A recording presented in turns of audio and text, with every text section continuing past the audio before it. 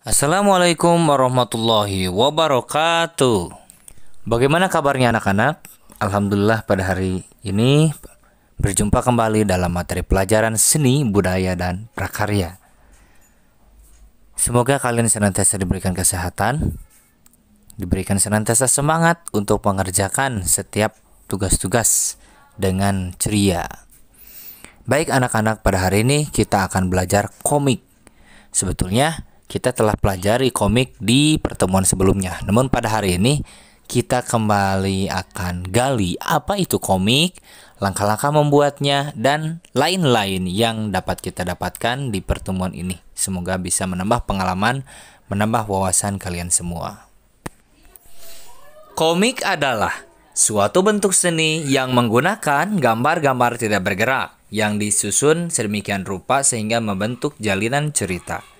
Biasanya, komik dicetak di atas kertas dan dilengkapi dengan teks. Komik dapat diterbitkan dalam berbagai bentuk, mulai dari strip dalam koran, jadi hanya beberapa lembar saja, dimuat dalam majalah, hingga berbentuk buku tersendiri atau buku khusus, ya.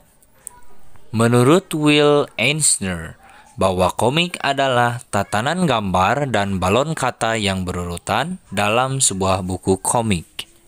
Nah, sekarang kita lihat kembali bentuk komik ya. Secara umum terbagi menjadi dua, komik strip dan buku komik.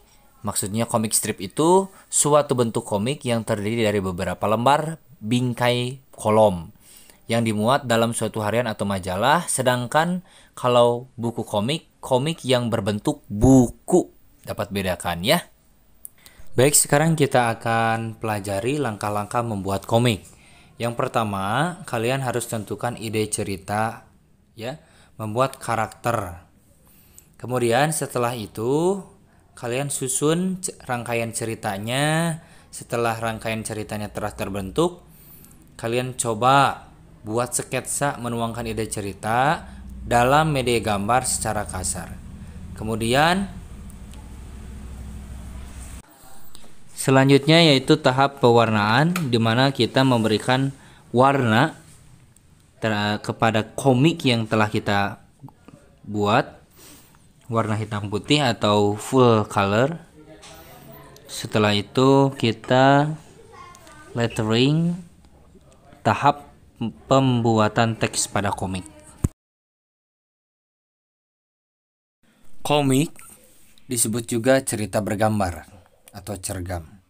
Sekarang kita lihat bagian-bagian komik menurut Susiani.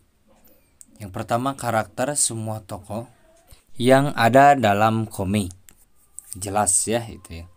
Kedua, ada frame, ruangan yang membatasi adegan cerita yang satu dengan yang lain. Jadi garis dari setiap adegannya gitu. Yang ketiga ada balon kata, ruangan bagi percakapan yang diucapkan oleh para karakter atau para tokoh. Ya, ada yang bulat, ada yang kotak, gitu. Selanjutnya yang keempat adalah narasi, kalimat penjelas yang dikemukakan oleh komikus. Jadi kalimat yang disampaikannya yang ada dalam balon kata. Kemudian efek suara ya yang diberikan pada visualisasi kata atau uraian kalimat yang diucapkan oleh karakternya, seperti zreng, misalnya boom, dan lain-lain. Yang terakhir, latar belakang adalah penggambaran suasana tempat karakter yang sedang dibicarakan oleh komikus. Di sini ada contoh komiknya. Yang pertama, karakter di sini ada dua orang ya yang pakai topi, terus ini laki-laki, terus di sini ada hewan kurbannya. Kemudian frame atau ruang plotnya ya, di sini ada 3.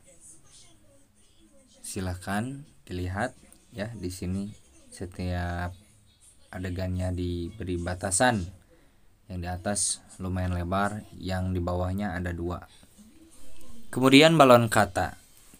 Di atas ya, di plot atas ada 2 balon kata tanya jawab, di bawahnya pun sama balon kata ya. Untuk tempat percakapannya. Kemudian kalimat ya. Jadi di dalam balon kata tersebut kebetulan ini bulat-bulat ya. Ada kalimat yang diucapkan oleh karakter. Terus ada efek suara, di sini ada zreng gitu ya. Nah, seperti itu ya anak-anak. Yang terakhir kalian bisa lihat latar belakang atau background dari setiap plot atau adegan ya. Untuk melengkapi pesan ya, untuk melengkapi suasana atau penggambaran pesan adegan. Berikut materi tentang komik yang dapat disampaikan. Terima kasih. Wassalamualaikum warahmatullahi wabarakatuh.